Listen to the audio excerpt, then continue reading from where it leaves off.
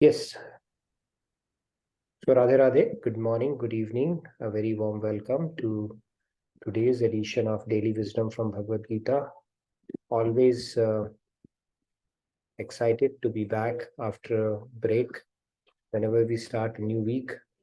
So very warm welcome to all of you. I always look forward to these sessions and hope the feeling is mutual.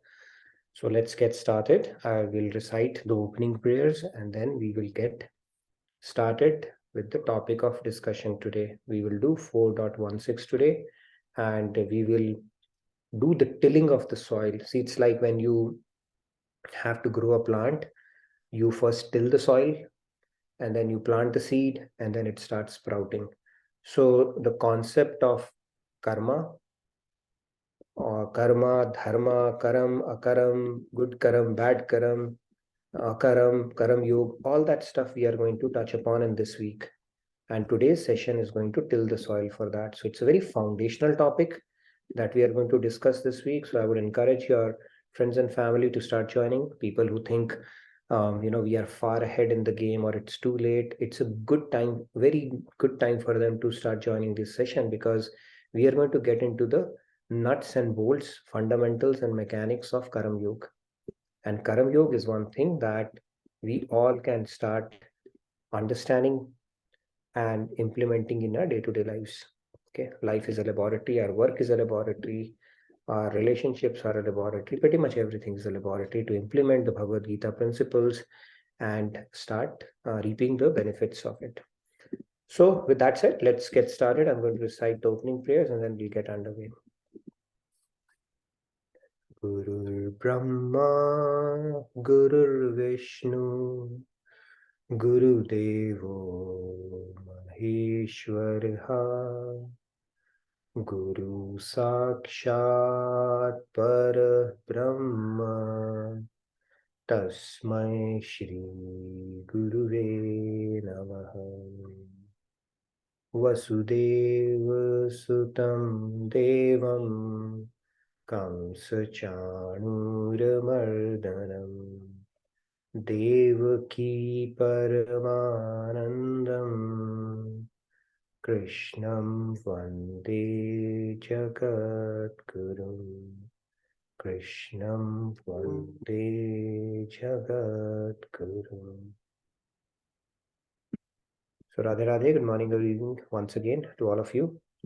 So let's get started with today's topic. So we are going to move forward in our journey. We are in chapter 4. Today we will start with verse 16. So like I said, these sessions are going to be very foundational sessions, touching upon the topic of karam, akaram, vikaram, all the concepts related to that.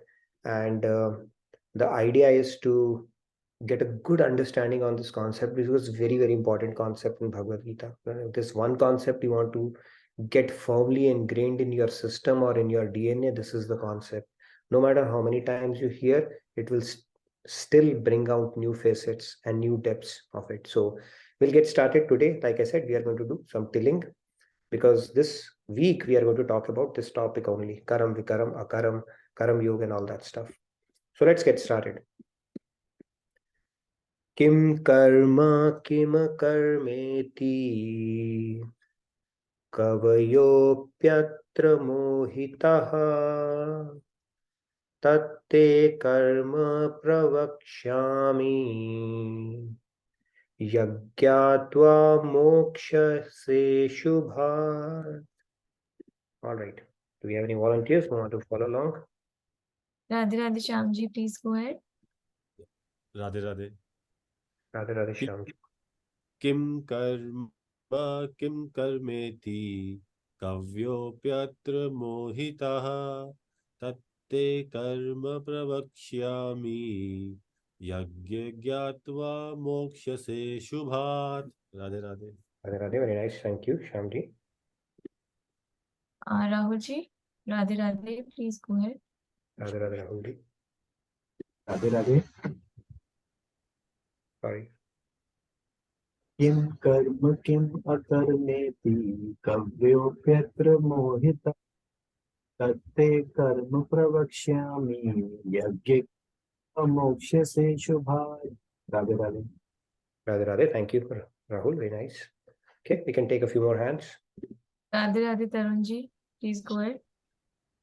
Radhe Radhe किं कर्म किं कर्मेति कव्योऽप्यत्र मोहिता तत्ते कर्म प्रवक्ष्यामि यज्ञात्वा मोक्षे शुभात्. Radhe Very Radhe. nice. Thank you. Samji, Radhe Radhe, please go ahead. Radhe Samji. Radhe Radhe किं कर्मति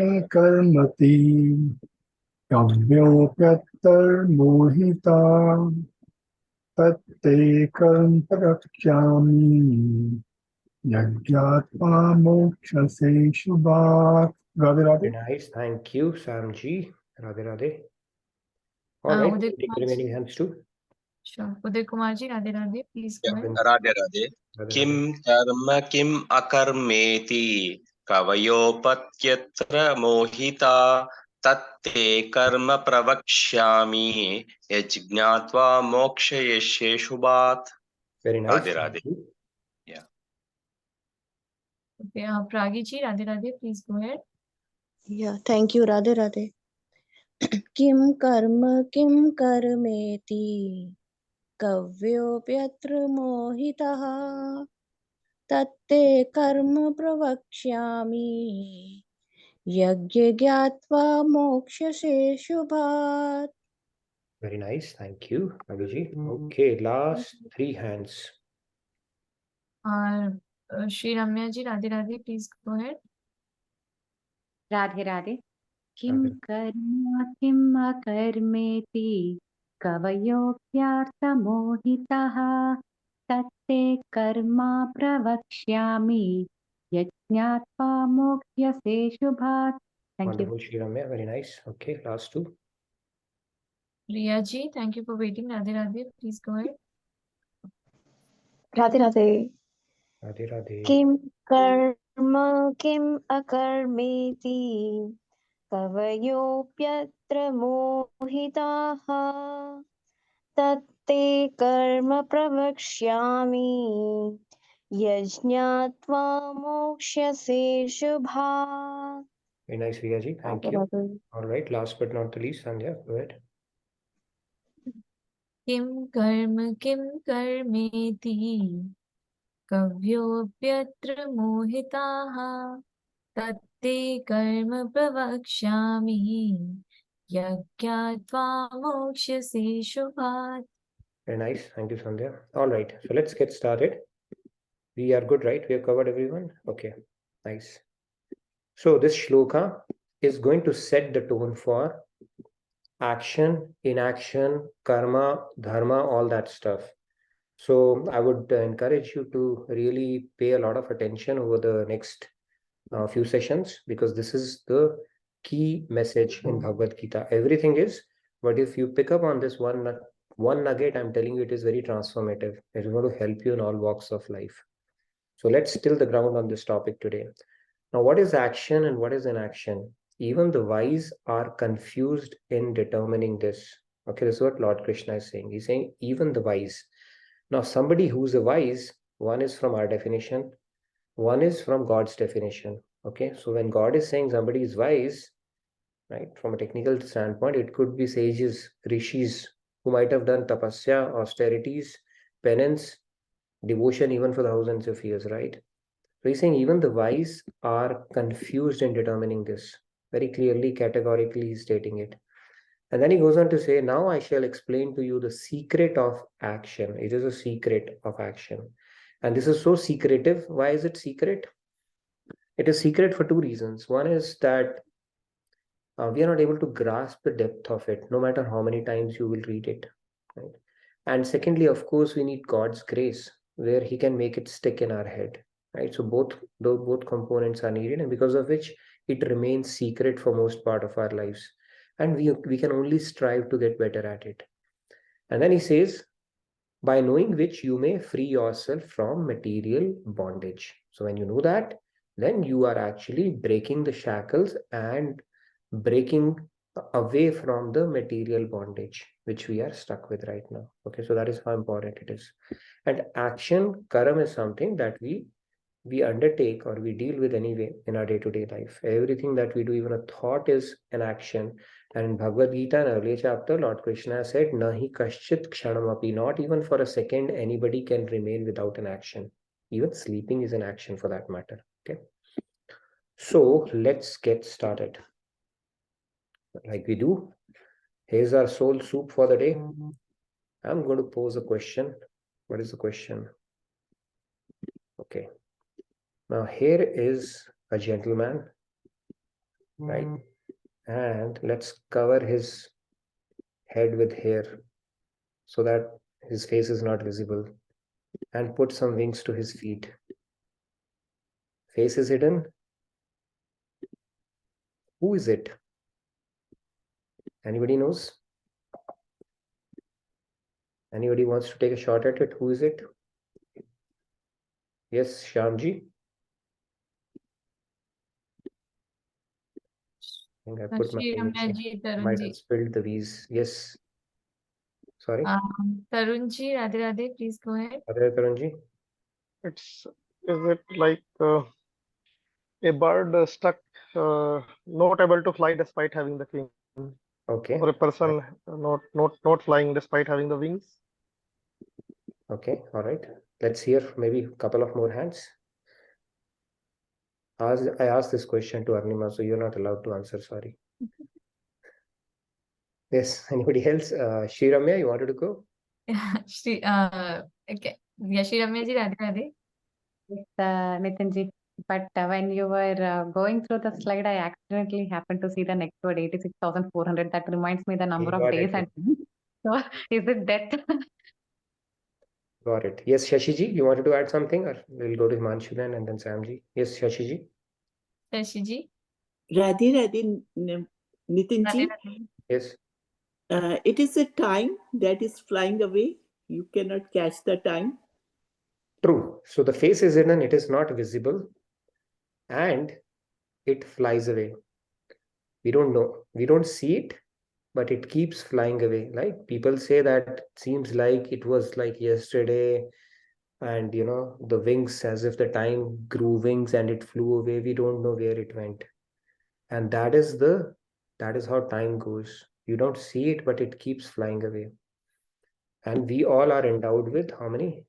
86,400 worth of currency every day to use. That many seconds we have every day, right? They say the longest year of my life was between 30 and 31 years. Seemed like 10 years, right? But the point is, we all have so much of currency that we can utilize every day. And throughout our lives, we keep on doing actions, right? Now, those actions, are we making good use of this currency, or are we devaluating the currency? That is what this week we are going to talk about through action, inaction, karma, akarma, vikarma, all the concept. Time is flying away. Nobody can stop that. You can't see it. It'll continue to do its job. But have we put a vessel to our time in a manner that it is productive for us? Right? They say, like in Hindi, the samay ka sadupyog. Are we able to put it to good use? Are we making that currency work for us? Or are we getting more into debt? Is what we are going to talk about.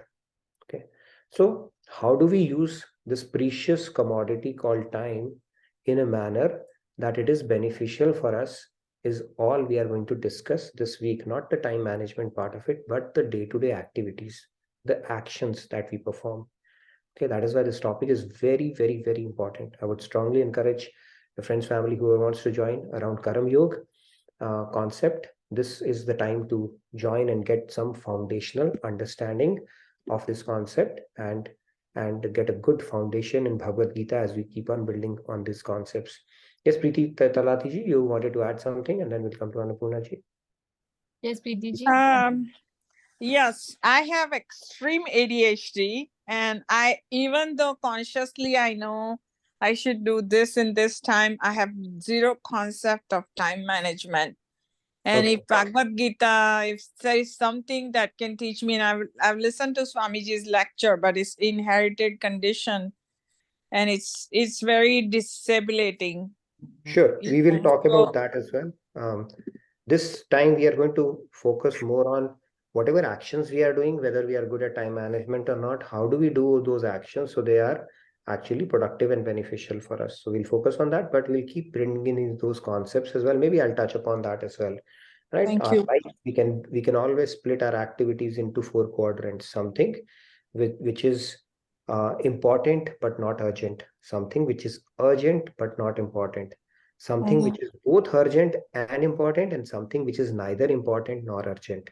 So if we are able to put it in 4 quadrants, then it helps us do our time management better. Like Swamiji says, right, he has tons of things. There are 500 sister organizations within JK Yoga, and then he said at any point in time, I focus on my top 3 things.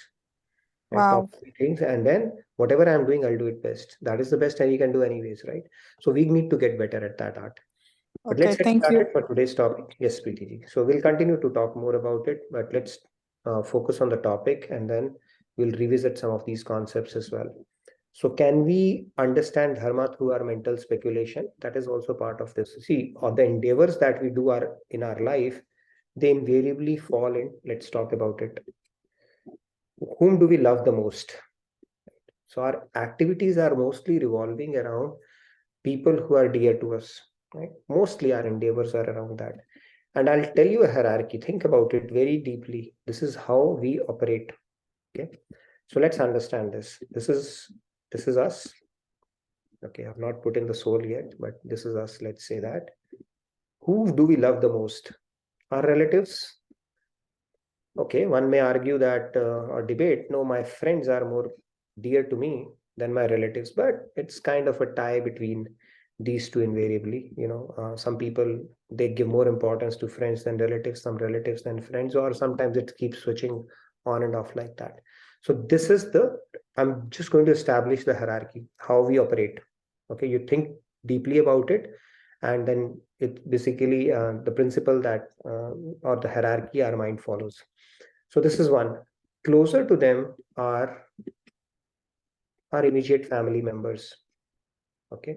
Now within them, you may have things which may vary, right? It may start off with your parents, then your spouse will enter your life as you start expanding your family, then the kid would come. So those will keep on fluctuating. But I have just put it as at a higher level, say the immediate family members. Relatives are a little distant, friends are a little distant, but family is more closer, right? Blood relations, like we say, immediate blood relations, you are more stronger, closer to them. This is the hierarchy you establish typically. Then closer to that, yes, Sandhya, you had a question? I just You wanted to would say agree? there's a comment from JPG. I love myself the most. So JPG, you are jumping the gun, okay? I'm building the hierarchy right now, okay? More than your family members, you love your mind. You cater to your mind. I'm getting into the hierarchy. You love your mind more than your family. If you man kar raha hai, then hell with family members. Mera man ye, and that's it. Man will take precedence over that. Now, more than your man, you love something else as well. Your intellect, your buddhi. Your buddhi, anyways, follows the hierarchy, right? Your man has to follow your buddhi, but you have more attachment to your buddhi. If your buddhi agrees, you will overrule your man also. You will say, you know what? I have to earn money. And if I get up 4 in the morning and do that call and put, it is going to make me a lot of money. So your man will say, no, sleep. Your buddhi will say, no, get up. I have an opportunity to make money, and you will override your. So you love your buddhi more than your man. And a lot of us have a pride of our buddhi as well. I know IKEA syndrome, right? I know it all. No offense to IKEA brand as such, but I know it all is a problem we are invariably afflicted with. I know it all. I have cracked it live. We all have that subtle pride. So more than one, we love our buddhi.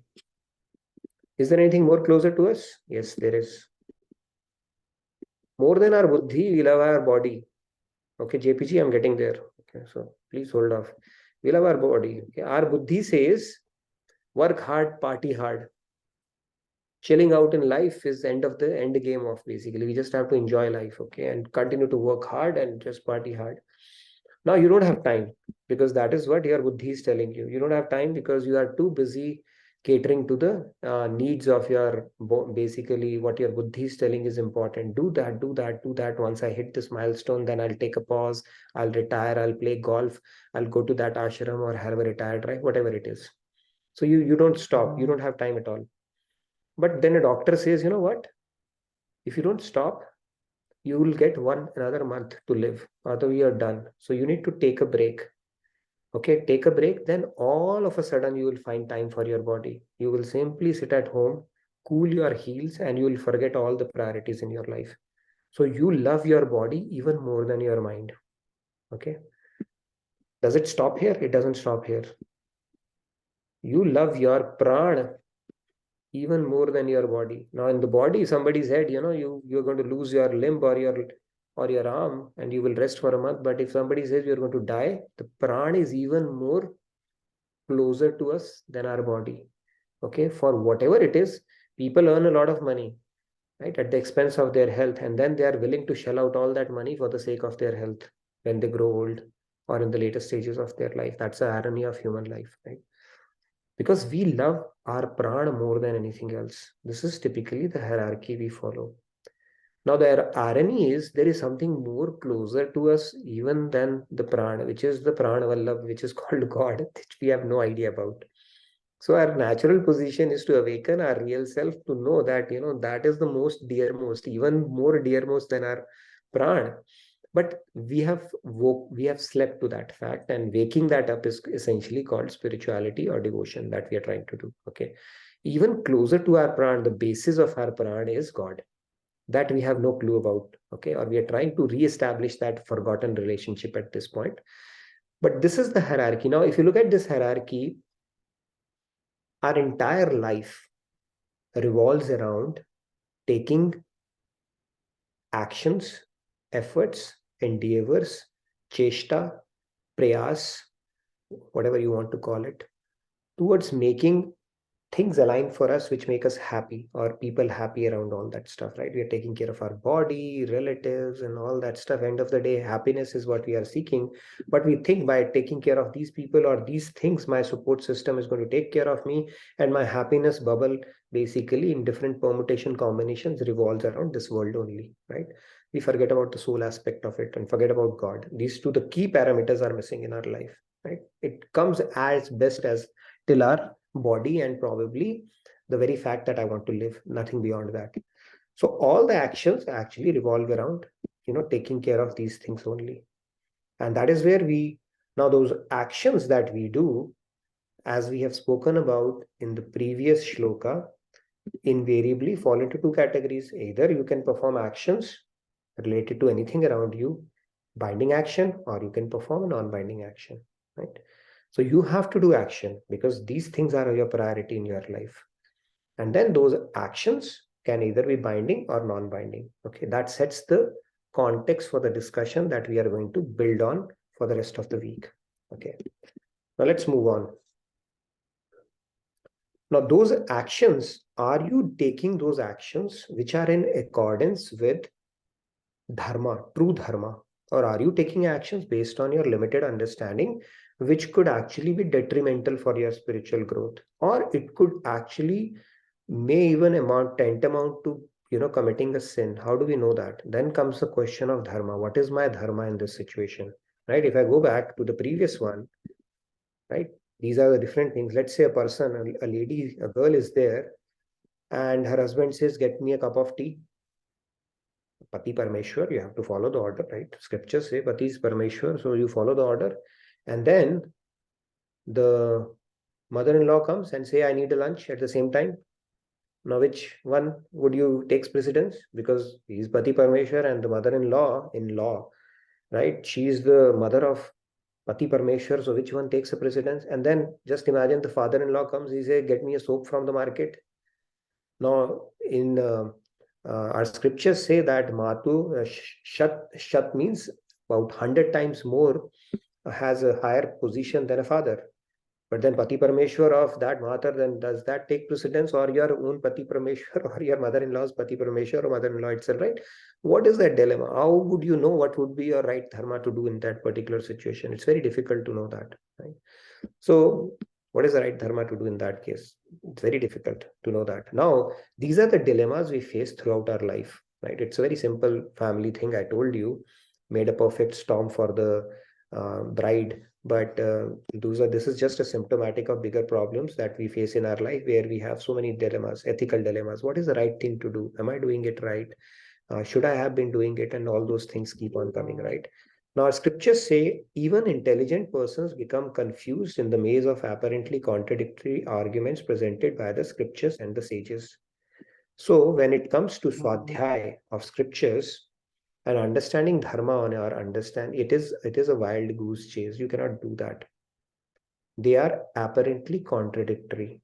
How contradictory? Now I'll tell you some couple of examples from Bhagavad Gita itself. You will say, what is going on here? You might not have thought about it, but when those examples will come, you say, yeah, you're right. How do I make sense out of these contradictory statements that Lord Krishna is making?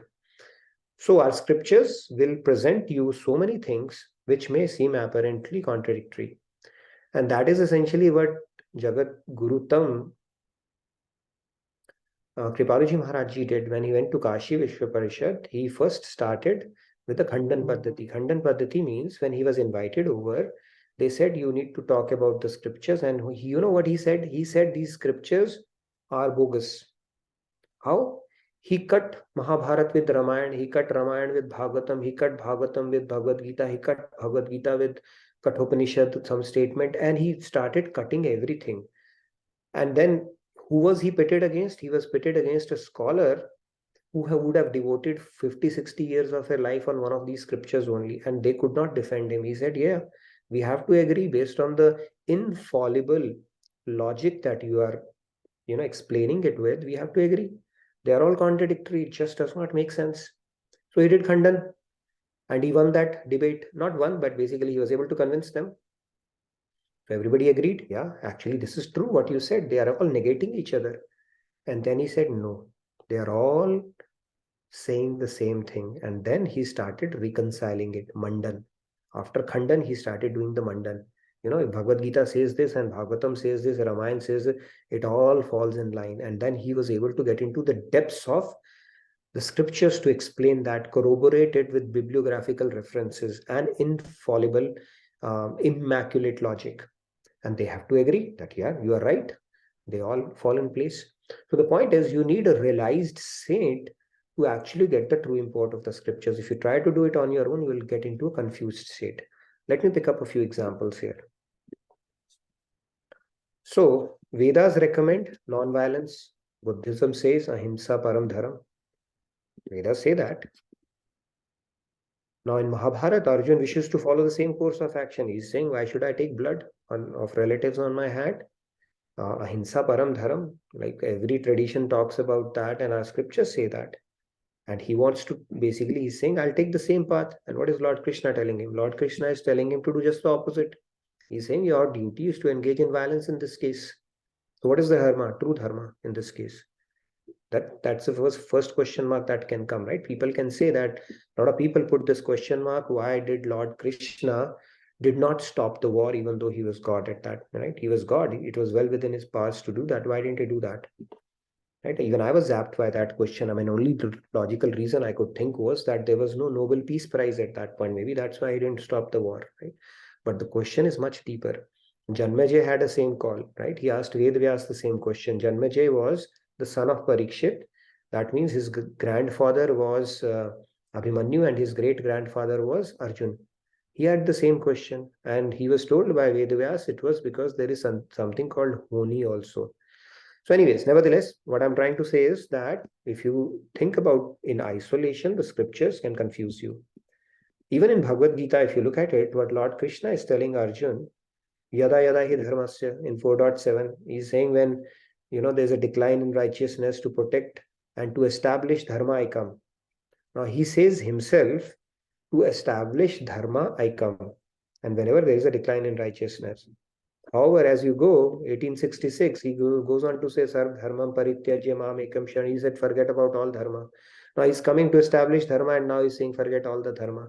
So if you don't understand it completely through a saint, the true import of it, it can truly confuse you. And then you will take away selectively something which might even be completely distorted reality around it, right? The other day I was listening to somebody and he said, Arjun was told by Krishna that if you win the war, you can do bhog, enjoy. So why can't we enjoy as well, right? And on the other hand, if you don't win, you will get veer gati, so still enjoy. So enjoyment is the key thing. Why should somebody stop us from enjoying, right? Bhog is okay. So now you are taking as per your own understanding, right? It becomes a very selective interpretation of something very profound. That is how Lord Krishna starts until he gets into a deeper science of work. So scriptures are to be understood. First of all, two things are needed. One is the bona fide knowledge, and second is the faith. The nishtha aspect is important. If you simply listen with nishtha and faith, Lord Krishna will make sure that he will make that concept click in your head. It's only through his grace it happens, because Bhagavad Gita, reading Bhagavad Gita is like directly conversing with Lord Krishna himself. Okay, so that is the power of the scripture, and they are not ordinary words. Okay, so that is why it is important to understand it in context and under the expert guidance of a guru. Now, duty as such, if you look at it, duty is a function of, right? In maths, like something is a function of circumstance, and it can vary with circumstances. So one's duty in any particular situation is a very complex matter. It's a very, very complex matter. Vidur had said that, Vidur, what did he say that? He said that for the sake of when we talk about duty, where for the sake of a family, an individual can be sacrificed as a matter of duty, right? For the sake of a community, a family can be sacrificed. For the sake of a city, a community can be sacrificed. For the sake of a country, a city can be sacrificed. For the sake of the planet, a country can be sacrificed. For the sake of the Brahmand, maybe one entire Brahmand can be sacrificed. And for the sake of your paradharma takes a backseat. Basically, anything can be sacrificed. For the sake of God, even anything can be sacrificed. So it really depends on the hierarchy, and then we don't know that in a particular situation. So it's very, very contextual. Knowing dharma is next to impossible for anybody. And Lord Krishna is saying in this particular shloka, even the wisest men, they are not able to know the dharma in a given situation. That is how tricky it is. So then what do we do? I mean, we don't know what is the dharma, then we are stuck in this world. Then we have so much of world we have created around us. And on top of it, scriptures are telling us you can't even do dharma properly. Then what do we do? What is the way out? Is what we are going to tackle in these sessions. So let's move on. Dharma, dharma. Let's take some situations now. Bhishma siding with Kauravas. Is it dharma or is it adharma? He has taken a pratigya, is just abiding by his pratigya. How about killing Karan, the way he was killed, the circumstances under which he was killed? Is it dharma or adharma? How about killing Jayadratha? How will Lord Krishna manage that? He was not supposed to be killed on that day, but Lord Krishna did something where he hid the sun, and then he laid down his weapon, and then he was killed, right? It is a dharma or adharma. And then we talk about killing Drona in Mahabharata, telling Arjun to fight the war. Basically, all these things, they are very difficult to know what is dharma or adharma. So how do you simplify this conversation? Anybody who has a point of view on saying something was complete adharma and they don't agree with it? Like the way Drona was killed, Lord Krishna asked Yudhishthira to tell a lie. It was an implied lie, right? Then the way Karan was killed, nobody could have defeated him when he was fully armored, or his chest was facing Arjun. That's essentially what he had told Arjun. Or Jayadratha, for that matter, Bhishma siding with Kauravas. You think that was dharma or adharma? So yes, Madhuji, you wanted to add something? Radhe Radhe Madhuji. Radhe Radhe. My view is that at the time when the Shishupal was abusing the Lord Krishna, he heard the 100 abuses, and after that he killed after the Sudarshan Chakra open ho gaya. So this is the dharma ki you do well, 100 times you give the chance to do, and after that, whatever decision you take, 100 times you sacrifice yourself, and after that, if you find Okay. that again So, 101 time is dharma. so 100 is the threshold, 100 mistakes. If you agree, then it is dharma. After that, it's okay. Otherwise, if let's say his Sudarshan Chakra had come at 99, then it would have been a dharma in that case. Or 98, 90 maybe. I don't know. Okay. Maybe. Got your point. Yeah, he did cut a slack to Shishupal for sure. We'll simplify this conversation. I know it can get tricky, but we'll try to simplify this conversation as we go along. The point here is these are all topics which are in gray, right? If you look at it, Mahabharata is all in gray. Right? Now, not many black and white things. Did Yudhishthir had a right to put his brothers at stake and his wife at stake? Right? Was it appropriate on his part to do that? Could they still have retaliated around it? So there's so many question marks which we are basically dealing with gray. Even Draupadi, for that matter, was she right in humiliating Duryodhan that she did? Was Duryodhan justified on his end to actually the way, or for that matter, staking a claim for the kingdom, even though he was not blind? So many gray areas are there around it, right? So this dharma thing is pretty complicated in that sense, but if we were to simplify it, yes, go ahead, Sandhya. Let's hear a few more hands and then we'll continue on this discussion. There are a couple of comments if I can quickly read. So Sure. Kumarji says Bhishma's was adharma, and he's also saying there is no gray, it is all Krishna's drama. And JPG says everything is dharma as it comes from Lord. And Kirtiji says when intention is for greater good, the action becomes dharma. Greater good. So now who defines the greater good? Right? That also becomes contextual. We don't know at that point, right? So let's continue and then we'll come back to these hands just to put another perspective to this whole conversation and help with the facilitation. Now this guy is driving a car, right? So there's a traffic light. Apparently this traffic light is broken or the signal is not working properly. And this traffic policeman comes and says, go, even though the traffic is stuck at red and he's saying go. But this guy who's in the car, he said, I will not go. I am seeing light as red and I will not go. He said, go. Okay. He said, no, I will not go because I see the light as red. So what do you think is happening here? Right? The traffic policeman, it's well within his jurisdiction to call out what is the appropriate behavior in that particular situation. Now, if you are stuck with your understanding, red light, I will not go, that's your problem, not traffic man's problem or the world's problem. Okay. So that is how dharma can act at times. Okay. Dharma properly can be understood only by God. So there's another example. If the helicopter comes and the pilot says, I'm going to stop because I see red light. No, the red light is not applicable to a helicopter at all. Okay, it has its own rules, aerial rules to follow, not the rule which has come here. So similarly, there are so many things you cannot really understand with your mundane intellect. What is the dharma? What is the right thing to do? What is applicable in a particular situation? In fact, Bhagavatam says, let's take a quick reference from our scriptures only. This is stated in Bhagavatam. Bhagavatam says that Yamraj, in the celestial god of death, he's saying that God says that, I meet you at the time of death as Yamaraj. Has anybody met Yamaraj? I have met Yamaraj. We all have, in fact. So, by the way, when I was working in Chennai, there was a guy whose name was Murli Raju, okay. And in short, he used to call himself M. Raju. So if you ask him, what is your name? He'll say Yamaraju. So the first time I heard his name, I said, wow, man, you're the last person I would like to meet. Okay, Yamaraju. Okay.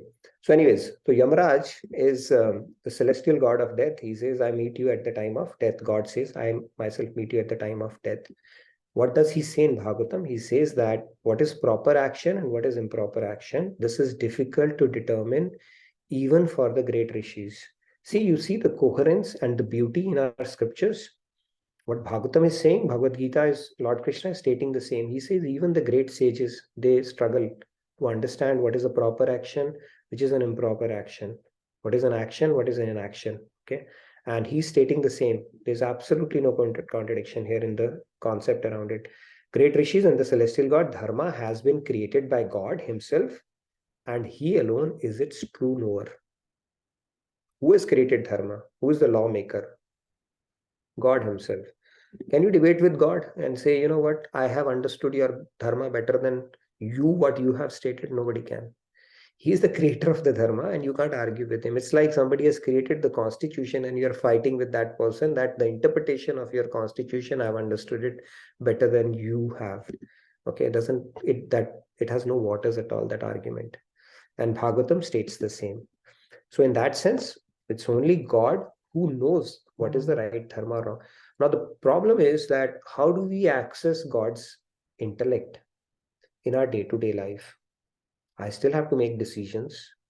I still have to follow dharma to the best of my abilities. I still have to follow a code of conduct. And I still have to align to the spiritual principles. And how do I do that is the question which we are going to tackle in the coming classes. Now, in this case, it's very difficult to say what is dharma, what is the dharma. Everybody was doing dharma as per their own understanding. Right? Bhishma thought that his dharma is to abide by the oath, pratigya, that he had taken as an allegiance to the throne of Hastinapur. So he was performing his dharma. Karna was performing his dharma. He owed his allegiance to his friend Duryodhan because he had helped him when everybody was rejecting him. And Drona, the law of basically, if you look at it, truth is God, and God himself is asking him to speak a lie at that point. And Dharmraj Yudhishthir, he was like, anyway, he would not lie anyway. And it's a good attachment where he's aligning to the virtuous quality of God himself, truth. So was it a dharma or an adharma not to tell a lie at that point when God himself is telling him to do that, right? So all these questions, we cannot understand what is the higher dharma other than God himself. So what is the best spirit in which we can operate so that we are increasing our probability to align to dharma is what we will continue discussing about. Yes, now let's get to some of the hands here. I hope I've spoken enough for today, but let's get the questions going and discussion going now. Rupa ji, Radhe Radhe, please go ahead. Radhe Radhe. Radhe Radhe everyone.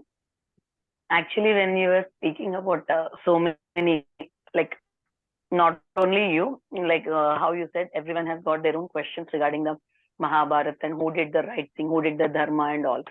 So when I was in US, like I watched one of the series called Dharma Kshetra.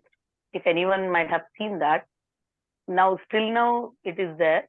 That series, he has shown the life of Pandavas and Kauravas in the presence of Chitragupta and Krishna. Everyone has like where they should go, to the heaven or hell. There, that beautifully picturized there. And I think if we just like how we have seen Radha Krishna serial, Rama and Mahabharata in that day, in that way, if we see the Dharma Kshetra, all our doubts will be cleared. I don't remember each and every person's like Karan's, Krishna's, and who did the dharma, but that serial really has shown, like, maybe I'm not saying that is a perfect thing, but they have shown the lovely thing. So many of our doubts get cleared. We'd definitely like to explore that as well. Hopefully it is made by somebody who has done a good research on this topic and not their own interpretation around it. But yeah, thank you for calling that out. Yeah. In fact, the very first shloka of Bhagavad Gita and the only shloka, Dhritarashtra Vacha. Okay, if you look at the profiling, Dhritarashtra had said only one thing in the entire Bhagavad Gita. So he starts off by saying, Dharma Kshetre Kurukshetre Samveta Yuyutsavaha Mamaka Pandavaschaiva Kim Kurvata Sanjaya. That is how he starts. So Dharma Kshetra is calling that particular area, this battlefield as Dharma Kshetra. And that is why everybody who died there, as a matter of, everybody was accorded the status of aligning to the Dharma. Okay, they went to Swarga. Whoever died in that particular battle, right? It was Dharam Yudh kind of a deal, and everybody was fighting for the sake of their duty, regardless of which side they were on. But thank you, Rupaji. Let's hear from While seeing that, hands. yeah, while seeing that series, I felt many doubts, but oh yeah, this was correct, right? This was correct. Even I started saying that once I've seen that, but there was really given a good message there, actually. Sure. Thanks. Thank you, Rupaji. Yes, Sandhya. Let's give. Yeah, Tarunji, Radhe Radhe. Radhe, Tarunji. Yeah, Radhe Radhe. So I just would like to add on few things on the Mahabharata. There are, as Nitinji said, if interpretation sometimes get wrong, or so there are a lot of misconception around the Mahabharata, around Draupadi, around Karna. Just to give a few, just 1-2 minute thing. So this was a misconception that since Draupadi humiliated Draupadi humiliated Duryodhan in that mahal. So that actually didn't ever happen. Draupadi never laughed on Duryodhan. So basically, what I want to just crux about is that there is a critical addition story. It is called Bhandarkar Oriental Research Group. They studied around 5,000 manuscripts, something called critical edition of Mahabharata, which is considered as the most authentic Mahabharata. So in order to get in order to basically get away of these misconceptions, I think it is best to either go to the authentic study of like the Bori edition, and that way we will get away this. There are some serials which send the wrong message. The card is sent as a very positive way, but there was nothing positive in current character. He did all things wrong. He always give wrong advice to Duryodhan to fight. Fair enough. I think there are multiple interpretation additions. That's the point. I think the broader discussion point today is that it's still difficult to know what is the dharma, right? The rules of engagement say that you don't attack somebody when they are disarmed, right? The Kshatriya rules, and those rules were flouted, and Lord Krishna himself endorsed it during the battle, right? Even Bhishma, for that matter, what was his higher dharma at that given point, right? Should he have sided on the side of where the dharma was, or his oath took a priority or precedence over what is the right thing to do? So these are very, topics, debatable topics. People can take sides on that. The point that we are trying to drive home today is that it's not easy to know dharma. We can take sides based on our intellectual capacity or which side we want to support. But the point is, nobody can understand the true dharma other than God himself, because he's the creator of the dharma. That is the whole thing. And then what does it mean for us, our day-to-day life, right? We are not in the position of Karna or Bhishma, or for that matter, fighting that war. We are fighting our own war every day, right? That whole world that we have created around us. And we are fighting the battle of Mahabharata every day in our head also. We also have 5 Pandavas, our 5 senses. But our distractions are like Kauravas. They always overpower us. So we are talking about our own battle. What does it mean for us? Because we also have to take certain decisions in our life. And how do we increase the odds of aligning to dharma or the proper conduct in given situations is what we are going to talk about. Because performing actions, we have no choice. We have to do that. But how do we start performing actions? What do we need to do on a day-to-day basis in everything? We have people to deal with, we have relatives to deal with, we have our boss to deal with, we have friends, relatives, and even in Seva world, you have personalities to deal with.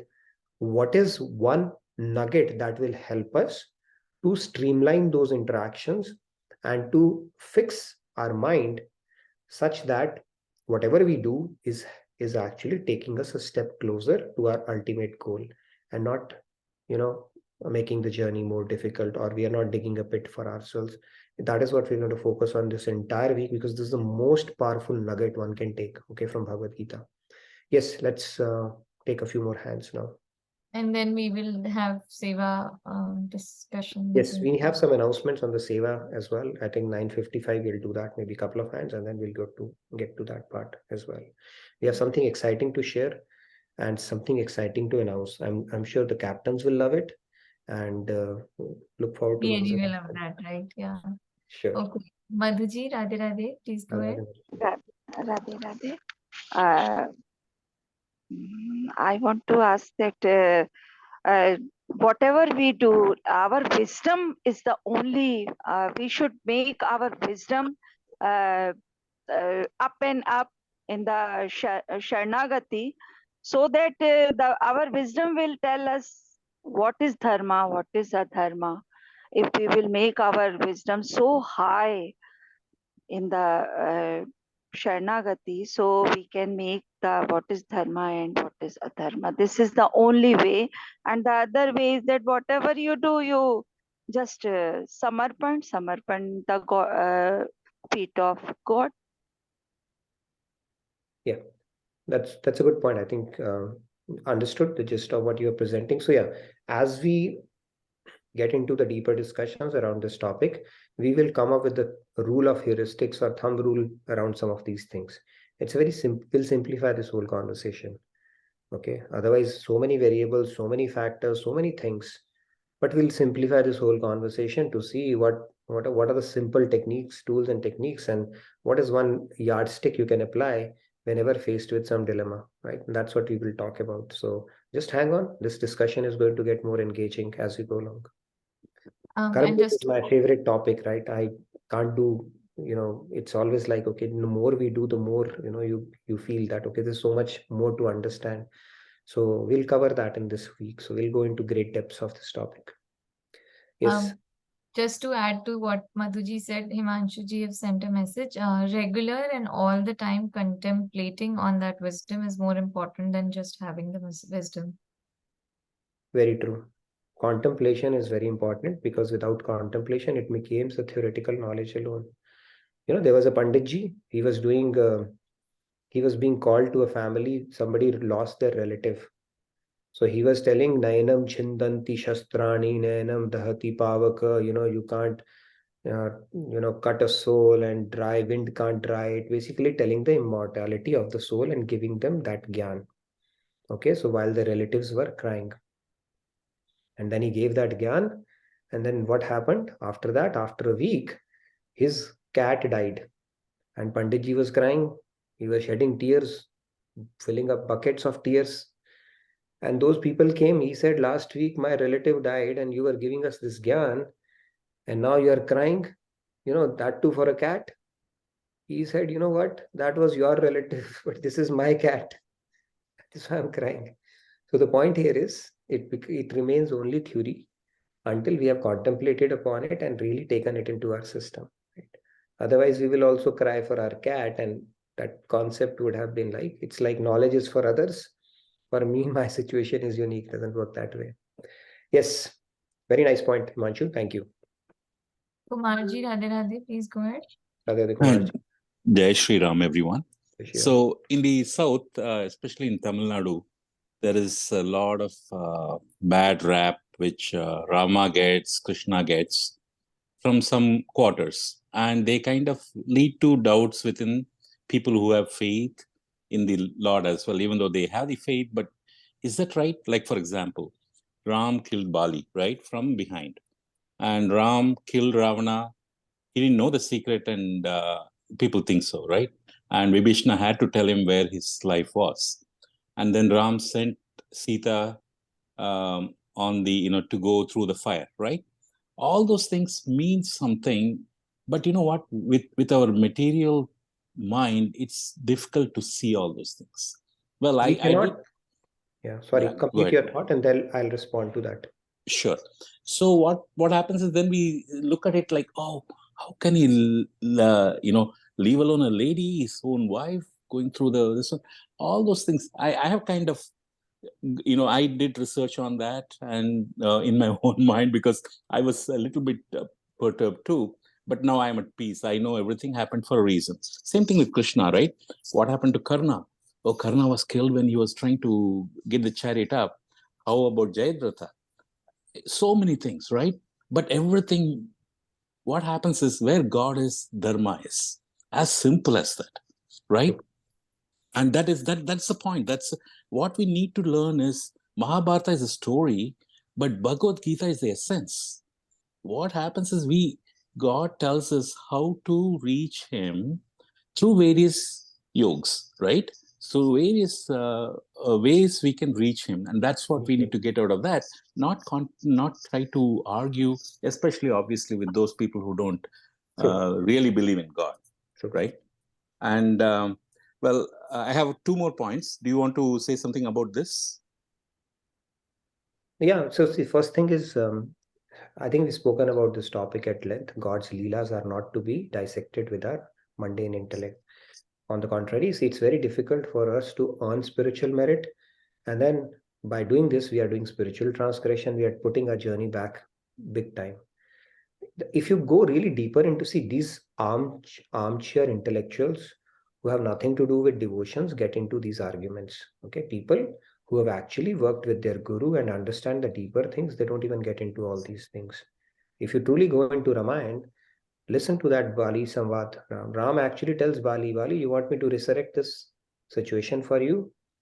I did this to you. Do you want me to bring you back to, get the situation corrected for you? And Bali says, I have made so many mistakes in my life, but I will not make this mistake. Okay, of giving up this opportunity of seeing you while I'm departing. Great sages cannot do that. They cannot say, Ram, and I am here seeing you right in front of me. Bali, who's at the receiving end, is telling that to Ram. Okay, Sita Maya, before he went to that, even he had actually told Sita, now, you are going to be the chief protagonist of, I think when Aranyakand starts, chief protagonist. So I want your soul to be deposited in the fire, because Ravan, he did not have the bal to carry the mother of this universe. So he had deposited Sita to the god fire, Dev. And it was his shadow, Sita's shadow, which went to Lanka and all. Okay, so these are deeper things about Ramayana. Only if you've gone to that and worked with the guru and heard those in depth, then people will understand. Thirdly, if somebody says that they have a doubt on God, right, I would refute it first by saying, what told you that? I don't believe it, Ram killed Bali. First of all, we don't even need to justify it. What is the basis of you to say Ram killed Bali like that, right? Let's say, for instance. And then obviously the answer would come, Ramayana says it. If Ramayana says it, Ramayana also says Ram was God. He was Purna Purushottam Brahma. And Ramayana also says God is perfect, right? So why don't you pick on that concept and chastise your own intellect? That why is it not making sense to me, and suspend that thing? And suppose you get an answer, like I gave an example of Sita or Bali to you. Suppose you get an answer, what are you going to do with that? Are you going to break all the records in bhakti and then attain Ram after that? If the answer is no, why bother? So these are the things. I think it's just intellectual entertainment, and it can lead to spiritual transgressions more than anything else. But if you truly are devoted, answers will come in due course of time. And answers are in fact given in scriptures itself, right? If you truly believe Ramayana, only thing we need to believe in that case is Ram is God, and Ram it is in Kan Kan. Okay, is permeating this universe. And with the small intellect, right? It's like upholder. God is the upholder. And we are upheld. How can an upheld know the upholder? Like if a torch is putting light on something, how can that thing illuminate the torch? Doesn't work that way. So our intellectual is very limited. Let's have that humility, not even to get into those discussions. Yes, Kumarji, maybe real quick, and then Yeah. So the next point which you made was very nice. I didn't think you would make the point, but Dharma Kshetra Kurukshetra, right? Now, Dhritarashtra, this was said by a speaker. So in the south, he said Dhritarashtra was not blind only by vision, by even his thoughts, intellectually blind. So yes, he thought it was Dharma Kshetra. I don't know why he thought so. If he thought so, he wouldn't have let his son be with Adharma, right? And then it would never be a Dharma Kshetra. Now, it is really a Dharma Kshetra because it is, as you said, our mind. Our mind is a Dharma Kshetra. It is a very pure place, but we have made it a Kurukshetra by using the 5 senses to see all the wrong things, do the wrong things, and all that stuff. Once we purify that and move the negative out of it, then we purify ourselves. We have a more communion with God, and we can reach Him much faster. So thanks for bringing that up. Just one more thing.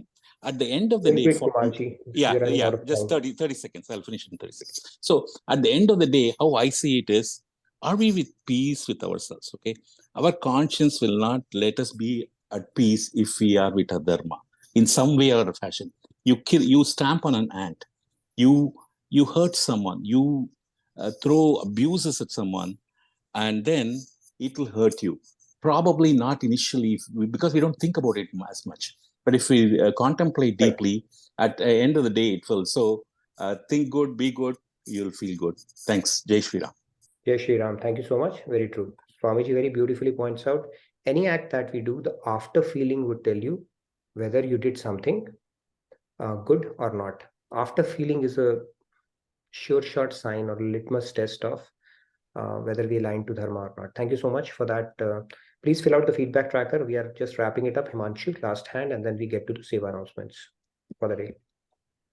Yes, Himanshu. Hello everyone. I just wanted to suggest give a point here. What Kumarji said, that as you all know, it is Namaparat to distinguish between any avatar of God, and the intellectual people have those kind of sanskars because that's why they are talking like that, and we are carrying different sanskars. So just an example, as Swamiji explains, people worship Ganesh Bhagwan because they consider that Ganesh Bhagwan removes the obstacles, but then the other forms of Bhagwan can also do the same thing, right? So all the forms have all the qualities. So some people talk to me and they talk about colors, Ram Bhagwan was this much color, and I just say that this is Namaparat. So I think even into going into this discussion, we just think about this one point and then we will not go into discussion.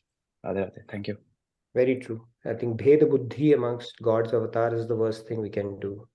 That one is higher, other is lower, this is different. No, it's your same father in different moods. Just imagine your father wearing different dresses, one at office, one for jogging, one for party, one for playing. That's about it. It's the same father. Ek sadhe, sab sadhe na koi. So then you see the same Ishtadev in different moods. Right? If you are a Ram Upasak, then you'll go to Krishna, all right, today you are in a different mood. You go to Shiv, okay, you are in a different mood. You don't differentiate that, okay, that God is different, this is different. That is the right way to understand it. No bhed buddhi, no differentiating. Because God is a superlative term. God means one entity. God cannot be multiple, right? There is no God, Godder, Goddess. God is God. It's a superlative term. So you can only have one entity. Then you start saying, okay, there are multiple gods. That defeats the definition of God itself, right? So let's understand. It's like one moon with thousands of reflections. The moon don't multiply. They are simply reflecting in different vessels. And that is how God is. Great discussion. Let's move on to our Seva announcements, the scoreboard, and something exciting that we have planned for. I hope all the captains are here. Shyamji, smiling face, I can always see. Monica ji, are you there? Shri Ramya, I know she's there. And then who's the fourth captain right now? Sairam ji or Purvi or? Whoever among them is present, both and then of them. Anita ji is going to tell something about how she manages. Okay, first let's look at the scoreboards and then we will call her up. Yes, please go ahead. Yes. And by the way, Preeti ji, I love the blogs that you are writing on the Medium. If you don't have a chance, please go check it out. She's writing some beautiful blogs. Swamiji has actually encouraged a lot more people to come forward and do that. But I love your blog posts. Very nice job that you are doing. And I think that was one of the platforms where JK Yoga did not have a presence, and you are making that presence felt now. The footprint is expanding. So thank you so much for the wonderful seva that you're doing. Yes, Sandhya, go ahead. Yeah, I also recently started following Preeti ji on Medium and read some and look forward to reading more. Wonderful. Thank you. Okay. Yeah, we can put Preeti ji on one of the team and start putting her scores. Right? Now people will fight. I want Preeti ji. I want. Yes, okay. let's move in. Coming back to Seva teams, most of you already know it. For those who don't, we have 4 Seva teams. Seva stands for selfless, enthusiastic, Vinamra, and Ananya. So as you can see, there are scoring going on based upon different Seva activities. It's fun this way and this excitement. So we just wanted to take this opportunity to cheer. And from this time onwards, we will always have a weekly cheering session. So the scores will also be only from the last week, not really taking the baggage from before. So everyone has a chance to come up in this list. So yes, right now, Ananya team is leading. So claps for them, followed by enthusiastic. So, there has been a switch between Vinamra and enthusiastic. Enthusiastic is showing up their enthusiasm these days. And I think many people there, including the Singh sisters, have picked up the pace like anything. Then Vinamra and then Selfless. And I'm glad that we have people representing all the 4 teams who have tried to fill their scores in the past 1 week, Nitinji. This is very nice, actually.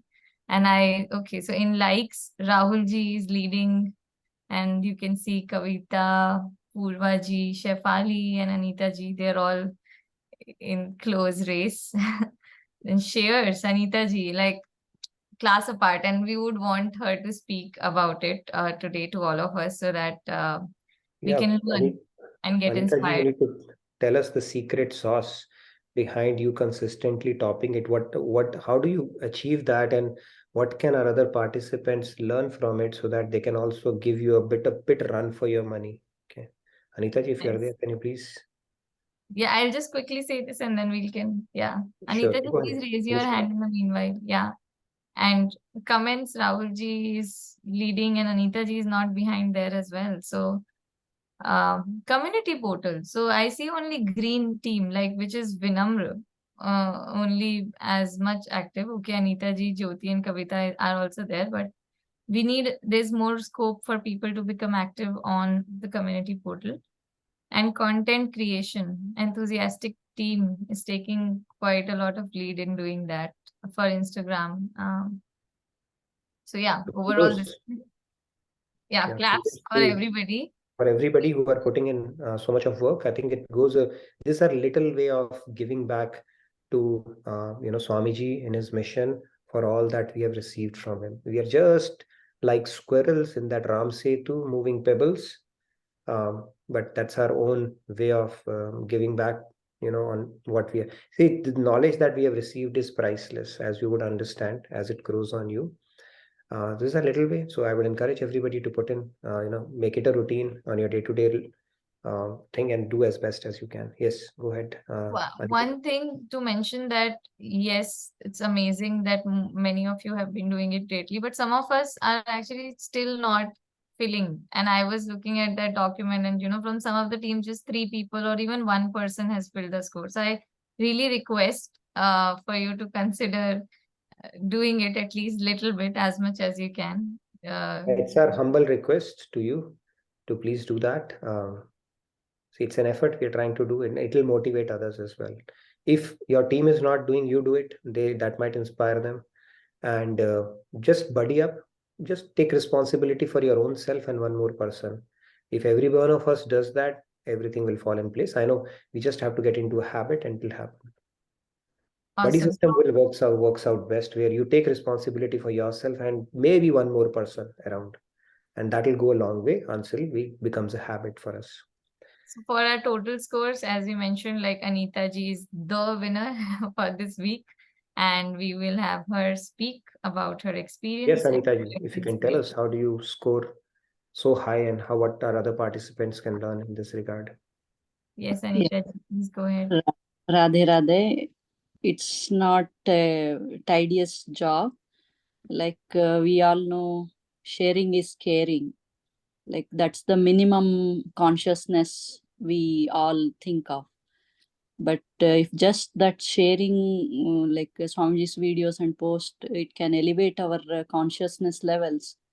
That which means something to me. Like even Swamiji's had given the example of like 3 people building a temple. One was thinking, oh, okay, I'm struggling with this job, and the other one is thinking like I'm supporting my family by this, and the third one was thinking like yeah, I'm building this temple and I had given this opportunity.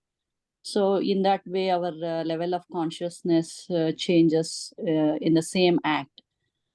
So personally, before joining JK Yog, I was regretting like why I didn't join the Swamiji's team, because I didn't get to see Swamiji's videos or posts or something related to him sooner, because there was no video online before. Maybe I was not even aware of that, because online it works well only if more and more people share and like and So comment. let me Only, ask you this question, Anita ji. yeah. How do you share, and how many shares you do to record such high numbers? Basically, are you sharing like 1,000 people, 2,000 people? What No, is your mode of sharing? I'm sharing like maybe 50 to 60 people every day. Like all the posts I get, I'm in different groups. I get different posts, so I share them. So minimum it comes around. Sometimes it depends on the post how many I get. So depending on that, the scores I record. So when you share it, are you sharing it on WhatsApp, or are you sharing it on Facebook? Are you sharing on Yeah, I'm Instagram, or sharing pretty it on much everything? only on WhatsApp, no other media. So WhatsApp, if the group has 300 people, do you count it 300 or do you count it one? No. I count the group as one. Okay. So 60 shares every day you are doing, huh? That's pretty Yes. commendable. Very nice. Wonderful. Very So impressive. because from Swamiji we are getting so much, like whatever we do, it's not enough or sufficient. It's still lacking on our part. So Great. That's I believe wonderful. it's my responsibility. I have to do this. Wonderful. And I think I would encourage people to add Very inspiring. Yeah. Facebook and Because it's very easy. You only have to share and comment and do your part. That's it. It even doesn't take much time. cool.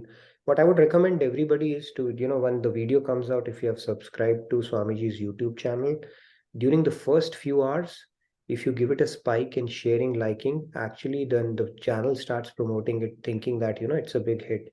So that is a small seva all of us can do, because, Swamiji, he gives us so much of wealth of knowledge, right?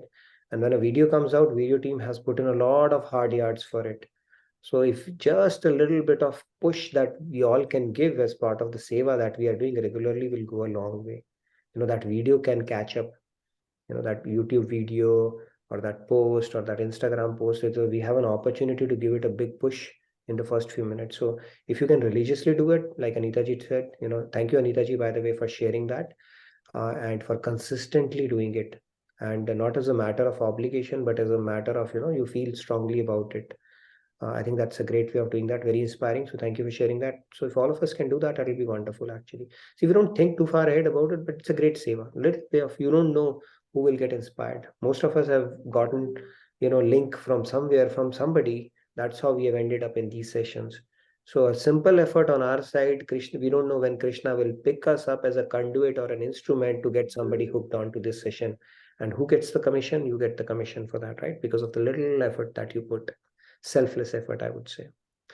All right. So And I would say if we don't see people or our team doing that, you do it. May get inspired from you, right? We don't have to that. Everybody has to do it the way you think. We do our bit and others will follow. All right. Anything else? Sandhya, you wanted to announce? Yeah. So first of all, cheers to Anita ji once again. Secondly, sincere request, if you are watching any video, please watch and listen to it, and then give comment which is relevant to the video. That really helps. Like I appreciate Radhe Radhe and everything is good, but if you can also give some insightful comments, that is very helpful, especially for Swamiji's videos as well. So, and it's for our own growth. So one video a day, probably, if we can try, that's just a request. Second thing, And we send me have I would say is another thing you can do. Best thing of looking at it is take down a good note, maybe one or two nuggets that you learned, share it with me. Okay. I can bring it to the session as well. So then now you are broadening the impact. You are taking it deeper. You are enabling me to spread it out and you are liking it as well. So think creatively how best you can utilize your seva on a day-to-day basis. There's no limit you can take it to actually, even a small seva. Or come and present something. I would encourage you to come forward and present here something. You know what, this really resonated with me, and I would really like to take 5 minutes on this platform to present it. So just that time, you can use it in so many ways. All right, sorry, go ahead. Amazing, Nitinji, for this suggestion. Great, thank you. Next thing is this big announcement. What next task? All the Seva teams are going to have a very, very, very exciting thing. It is about Krishna Leelas. We all know the birthday of our very, very, very dear Krishna is coming soon. So all the 4 teams will come up with one Krishna Leela each, 5 minutes performance. And they are going to be scheduled from 2 weeks from now, right, Nitinji? Last week of last week August, of before the Labor Day August. weekend, before we go to the retreat. Yes. And And Monica is already sweating. Okay, I know you're doing Leela, but your team is awesome. Okay, Singh's your team is pretty awesome. All teams are. So think of it. You can create something, some Leela, maybe present it, skit, whatever. The creativity, I mean, will feel free, but start thinking about it. How it'll help you is to go deeper into Roop Dhyan when you do that for that particular thing. But let's do that. Let's make it a habit. The teams, they are dormant for a while. I loved your presentations when the teams were formed, but since then everybody's kind of not coming forward. So it's time to shake up a little because Lord Krishna's birthday is coming. It's better we do something about it. so yeah, so Nitinji will be spinning the wheel just like before, maybe tomorrow or day after, Tomorrow and I'll we'll spin the have wheel. the dates fixed for each of the team. But stay tuned and get ready. And for those people, some of them are sending me message that they want to join some team. So please fill out the feedback tracker. If any new people are interested in joining any of the teams, what pages to like, what videos to like and comment, you will get all those informations from your team leads. So fill the feedback tracker. We will add you to the teams and you can just keep going. So that's it about Seva from my end, Nitinj. Oh my God, I already see nail biting happening. Too much of pressure. This is called divine stress. Let's do it for our Lord Krishna. Okay, he'll love it. Okay, good. Thank you. So tomorrow we'll hash out the modalities around it, specific dates, and we'll spin the wheel. But let's say end of August is that week. We'll probably take a 2 days break. One team will do Sunday, then Tuesday, then Thursday and Sunday. We'll wrap it up within a week.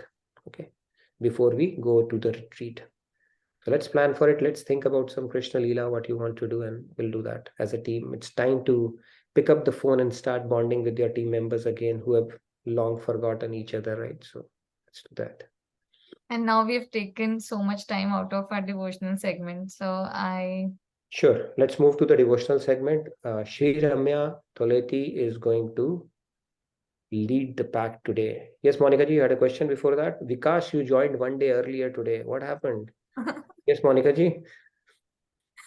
Okay, Monica ji. Yeah. Radhe Radhe, beautiful task, Sandhya and Nitinji, beautiful task. We are already up for it. I mean, this is something that very, very well thought, right? But before that, we were talking about, liking and sharing and everything. You guys are very humble for requesting to do that. In LTP program, this thing just came to my mind and it has stuck. I mean, when Swamiji said that, it has stuck in my head forever, that after LTP sessions, there were few people who were actually walking out, not even listening to announcements. So Swamiji said that you took so much knowledge. Now it's very transactional if you just, take that and go. We are here to ensure that we are not transactional anymore. So this request shouldn't have been there, right? I mean, Nitinji and Sandhya, they all are very sweet of, for requesting.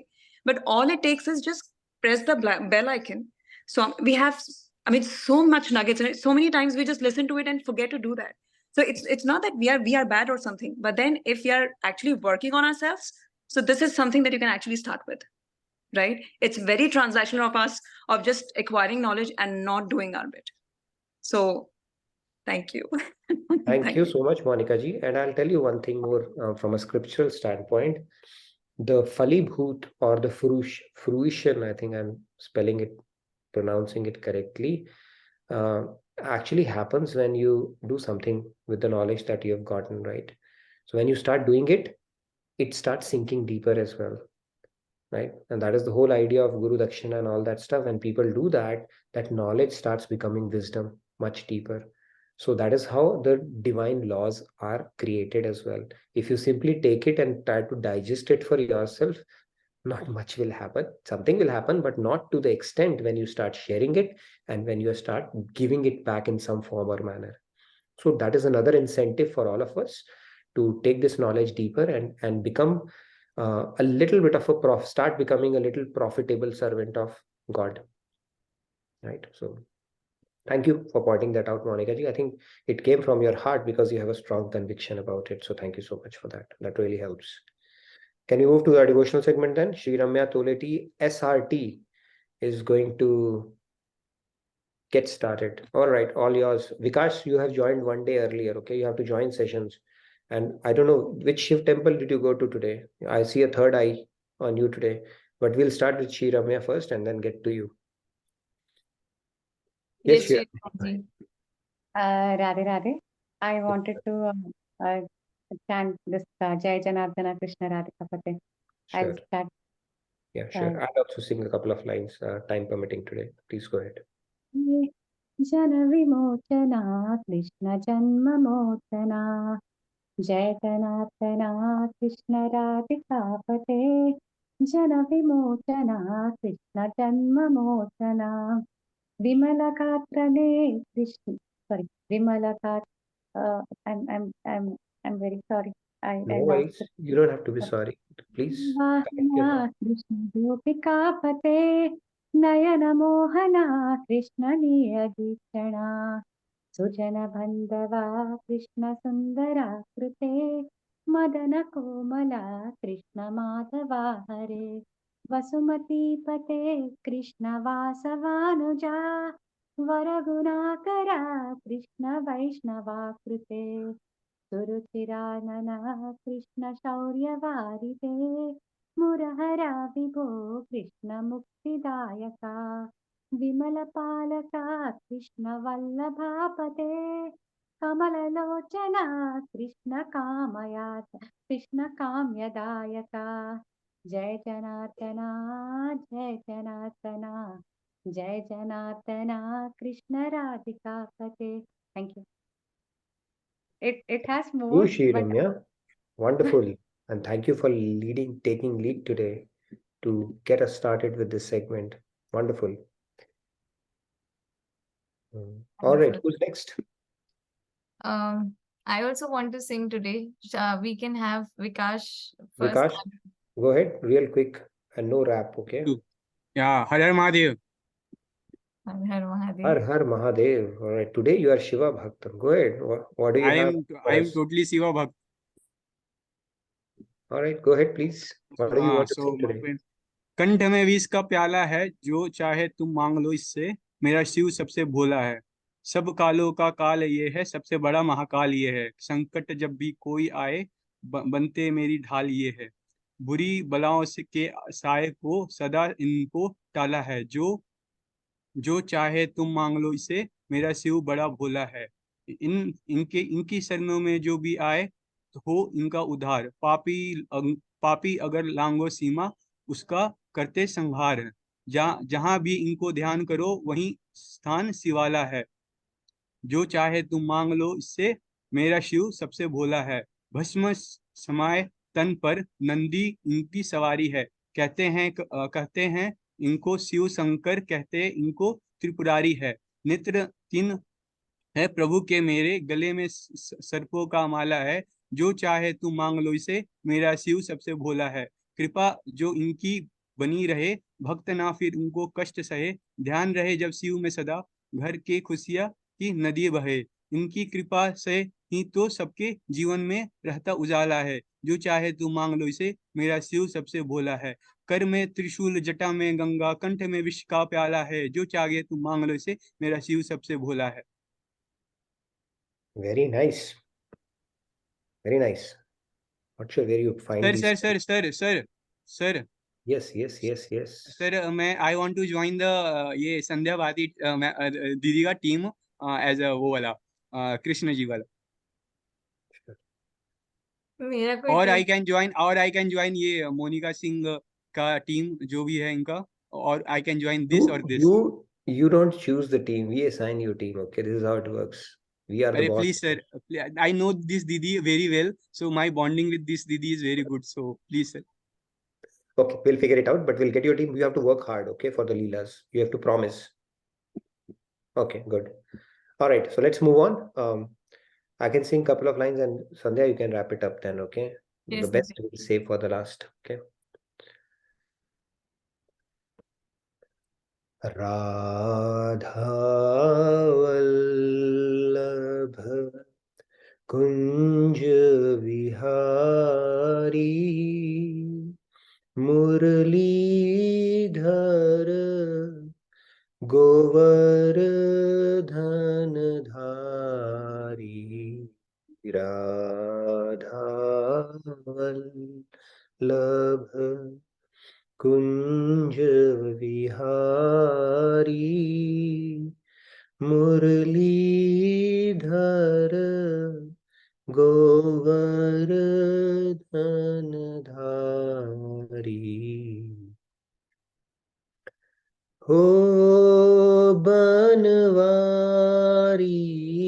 Ho Giridhari Hamari hi bar मान कसधारी राधा वल्लभ कुंज विहारी मुरलीधर गोवर्धन धारी राधा वल्लभ कुंज विहारी मुरलीधर गोवर्धन धारी रघुनंदन प्राण पीरीते तुम बिन अब हूँ बहुत दिन बीते राधा वल्लभ कुंज विहारी मुरलीधर गोवर्धन धारी हरे Ram Ram Ram Hare Hare Hare Krishna Krishna Krishna Hare Hare Hare Ram Ram Ram Hare Hare Hare Krishna Krishna Krishna Hare Hare. All right, thank you. Let's move on. Sandhya is going to go next. Go ahead, Sandhya. It was very, very, very soulful. Thank you so much, Nitinji. So today I don't have a presentation. I'll just say, and it's in Hindi, but yeah. Sure.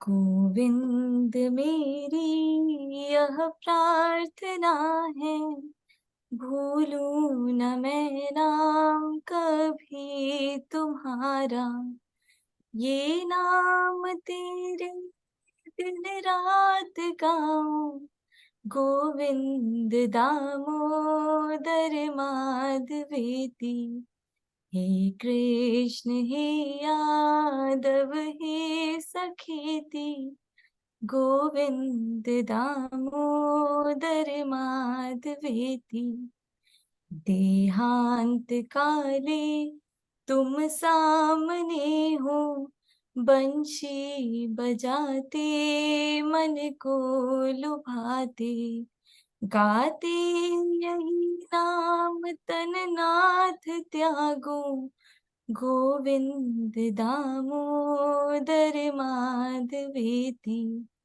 Hey Krishna hey Yadav hey सखेति, Govind Damodar माधवेति।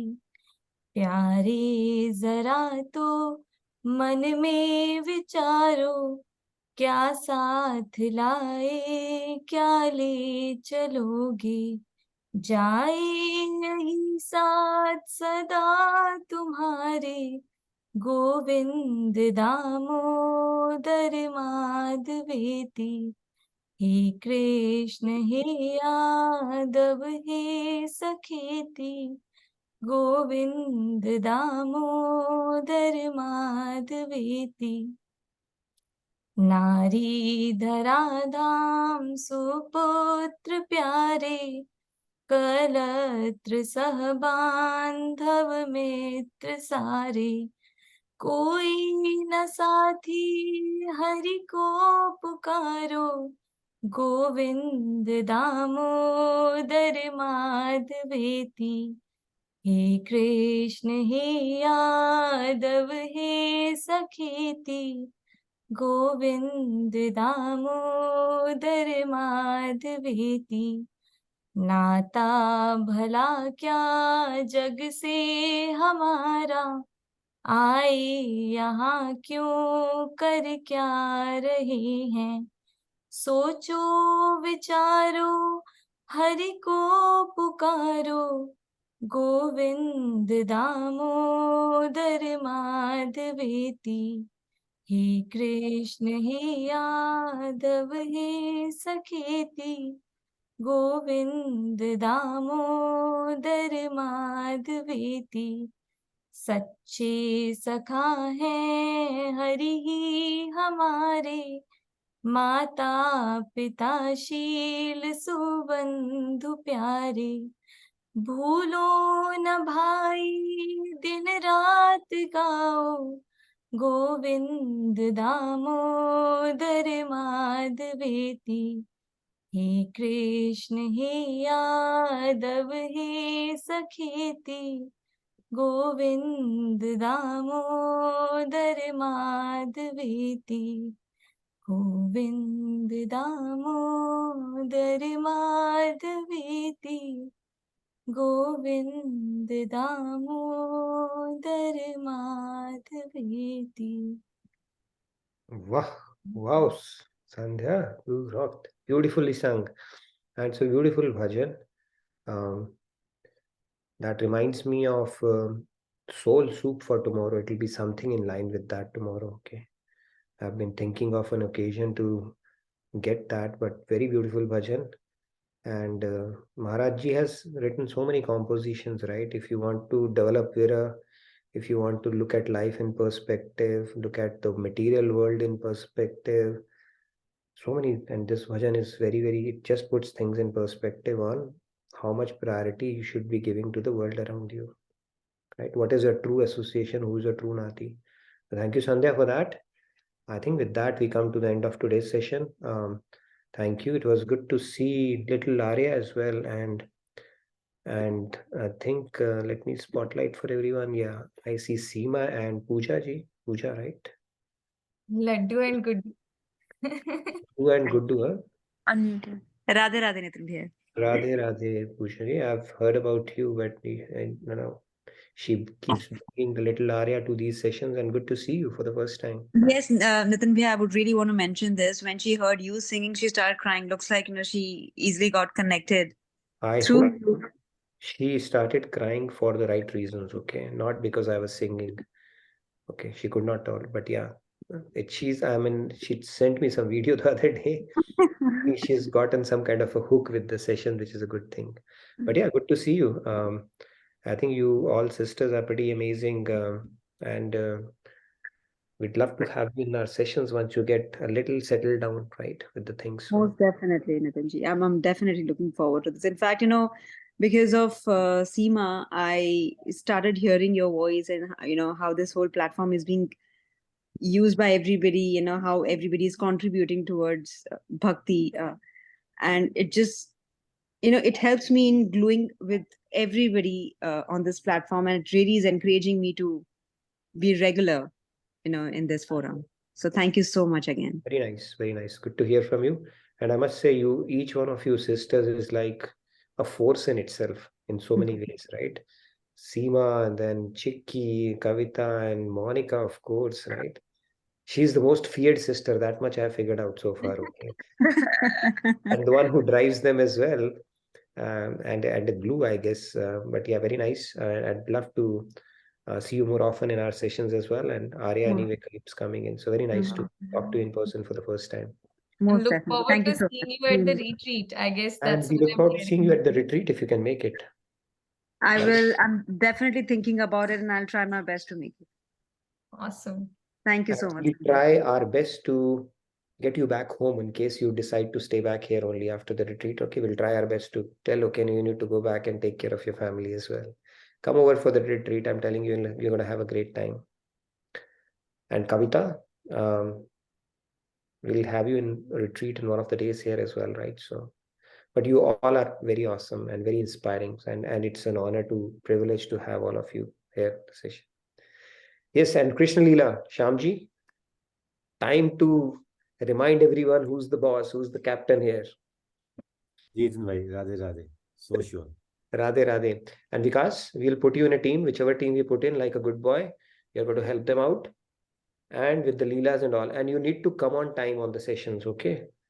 Today you came one day early, which is fine, but on time would have been okay. Got it. Yes, Vandana ji. Please go ahead. Monica ji, Vandana ji's Dhruv, we have to patch him up on the web portal stuff. Let's talk more about it. We can get him started, and we can, facilitate some of the sevas for him. Yes, Vandana ji, you wanted to say something? ये कृष्ण लीला जो team आ रही है, sorry, जो task आ रहा है, उसमें हम क्या कर सकते हैं? थोड़ा कुछ एग्जांपल दे सकते हो तो जस्ट थोड़ा समझ में आए। नहीं एग्जाम्पल अच्छा नहीं, आपको बताता हूँ। आप कोई प्रेजेंटेशन दे सकते हैं, जैसे कोई एक कृष्ण की एक लीला ले ली, फिर आपने डिवाइड एंड कॉन्कर कर लिया कि ये रोल प्ले करेगा, ये करेगा। उसमें आप वीडियो भी डाल सकते हैं, आप उसमें सिंपल प्रेजेंटेशन भी दे सकते हैं, आप ऑडियो भी डाल सकते हैं। So many things you can do actually to creatively present that Leela as a team, and that will help you deepen that Leela bhav for Lord Krishna, and let's celebrate, welcome him in a very special way, in whatever little way we can do that. So आप कोई कर सकते हैं, अपनी team के साथ बात कीजिए. I'm sure they'll come up with ideas, and people are very creative. I'm sure they will come up with ideas, suggestion, and things that is going to be mind blowing. Okay, and I'm waiting for our minds to be blown away. Yes, so Vandana ji, I hope I answered your question and did not at least a part of it. Yes, it's done. Thank you. Sure. We look forward to Shyam ji, let's get up. Monika ji, excitement चाहिए। हो जाएगा। आप intent डालो, सब कुछ हो जाएगा. And then when you do it, it gives you a sense of great satisfaction, when you'll come together, put your thought on this, and everything will work out. Yes, Vikas, tell me what happened. Sir ये बोलना चाह रहा था मैं कि sir मुझे महागुरु से मिलना है, तो मुझे दल्लास कैसे आना होता है? दल्लास? महादेव से। हाँ, नहीं दल्लास से नहीं, अरे ये स्वामी जी है ना, बड़े वाले, जो आपसे भी बड़े हैं, आपसे भी बड़े हैं। Swami ji comes to India and we will give you his itinerary, और आप उनसे इंडिया में मिल सकते हैं इजीली. बात करो. he comes to India. SMX पे you can enroll for SMX, and then you can plan for certain retreats. He's coming. Tirupati retreat is going to happen, and there are 2 or 3 retreats that happen in Banara Ashram. So make it a priority to meet him in person and attend one of his retreats. Okay. Sir एक humble request है sir, please मुझे संध्या D की team से join कर दीजिए। अरे कोई team नहीं है, ऐसे कुछ नहीं है, ऐड कर लिया जाएगा, एंड सारी टीम्स इक्विवेलेंट है। Yeah, all teams are equivalent, don't worry. Okay. In fact, मैं किसी को जानता नहीं हूँ ना, मतलब किसी को जानता नहीं हूँ, तो मैं थोड़ा don't worry. Everybody knows you, whether you know anybody or not. Everybody knows you, so that is more than enough. Yeah. हो जाएगा. You'll work it out. Don't worry. We'll get you a team and we'll start working on it. You start coming up with ideas and start playing along with your team. It will work out. ठीक है, I think we are good then. Let's catch up tomorrow. We will continue on this discussion this week. We will get really deep into Karam Yoga aspect of it. And then if you have people who always wanted to understand Bhagavad Gita, this is the right time to get them in, because we are going to cover a lot of foundational stuff here. So we'll go deep, and thank you again for your enthusiastic participation. Yes, Shyamji, you wanted to say something? Radhe भाई, राधे राधे। एक विकास जी के लिए एक suggestion है, अपना नाम बदल देना तो अच्छा हो जाएगा। इनको लोग जान जाएंगे और इनके साथ लोग बात भी करेंगे। इनका नाम में कोई दिक्कत है मेरे ख्याल से। Vikas, yeah, I think your actual real name, if you put Vikas, I think people will be able to, associate with your name. Connect with you better. आपका नाम में वो दिक्कत है विकास जी, हार्ट ब्रेकर। यहाँ से आप ना हार्ट जॉइनर है लकीली, सो आप अपना नाम बदल दीजिए। और इसमें इस बार ये जो बर्थडे आ रहा I है think we have over, हाँ जी बोलिए जल्दी कुछ, I think it's 10:40, so just wanted to. इस बार अधिक मास की वजह से ना मेरा गैप आ गया है विद भगवान के साथ। बर्थडे में गैप आ गया है। बर्थडे में जो मेरा बर्थडे आता है ना, ओ अच्छा, पिछली बार इनका सेम डे आया था। इस बार अधिक मास की अच्छी बात से मेरा थोड़ा दूर हो गया है। तो मैं ये सोच रहा हूँ कुछ कर लूँ अपने बर्थडे के लिए भी, लीला कर लूँ। Is it on 19th of August? भाई आप चूक गए फिर से इस बार, कोई बात नहीं, हम आपको बता देंगे। लास्ट को 19th को आया था लास्ट टाइम आपका। 21 को आता है भाई। 21 को, अच्छा नहीं, आई वाज जस्ट चेकिंग, 19-20 का फर्क था, वही मैं कह रहा। आस पास ही है बहुत, कोई दिक्कत नहीं है। ठीक है, 21, we'll remember that, no worries. ये Thank you, Shyam bhai, and thank you everybody. I know for some of you it's very late, so I just wanted to, I know it's late for a lot of you, so thank you again. I look forward to seeing you tomorrow. Radhe Radhe, good night and good day from my side. See you tomorrow. Thank you everybody. Thank you Nitin ji for this amazing session. Radhe Radhe. See you all tomorrow. See you all tomorrow.